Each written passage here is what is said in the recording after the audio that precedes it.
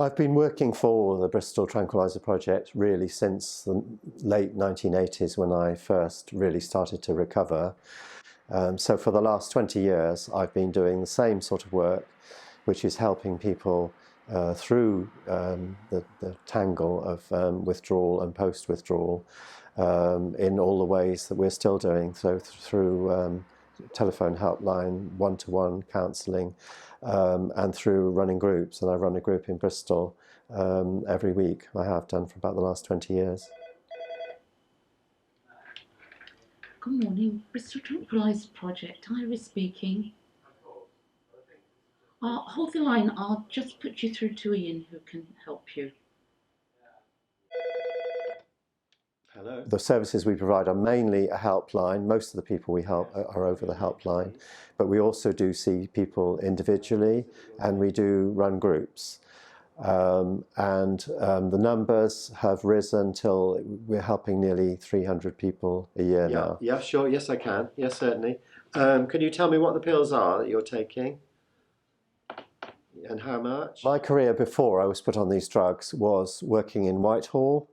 I had worked in the Forestry Commission, but for several years I transferred to the Department of Trade and Industry and working sometimes more or less directly for ministers. And I can remember running down Whitehall at 6 o'clock at night with stuff to put in their bags before they went on their trains. So it did get very stressful, working to deadlines and under pressure all the time. The drugs helped initially. They did seem to calm the stomach down where most of my problems were. And for a month I thought I was going to be okay. I went back to work. I seemed to be okay for a little while, and then I found the problems building up again. As I got beyond that first month into several months, I found a whole set of other problems. I really got to the point I thought I'm not going to be able to get off these drugs, and that's what led me to decide to cold turkey. I thought that was the only way I could survive, was to get off these drugs and try and get my life together again. But of course I had no idea how devastating cold turkey would be. The worst symptom that I had in post-withdrawal was the anxiety. That was overwhelming, completely crippling. It dwarfed everything else.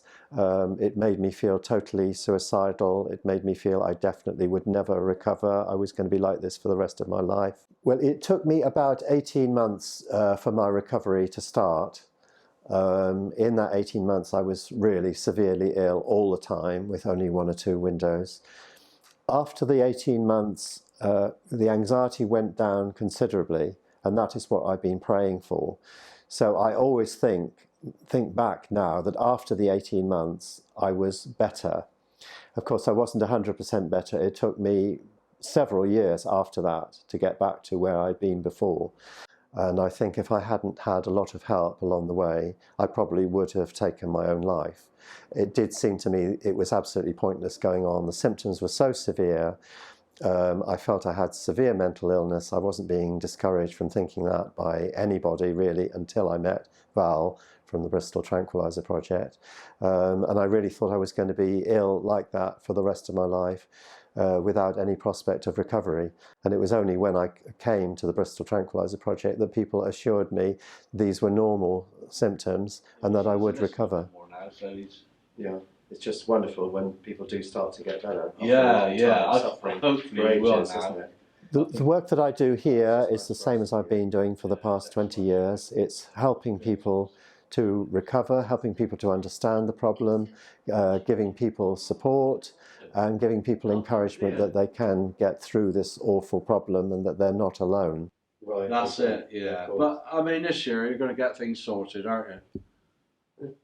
I think what people most need is reassurance that what they're going through is not unusual, that it's very much part of the pattern, and they also need to know that there will be an end to it. So it's those two things really, making people feel they're not unusual. People always think they are unusual. They think they're going to be the only one that doesn't recover.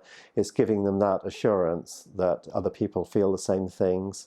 They're not unusual. It's part of a pattern. And also that everybody recovers eventually. And it may take a long time, but we assure them that everybody does make a full recovery, even if it's after years.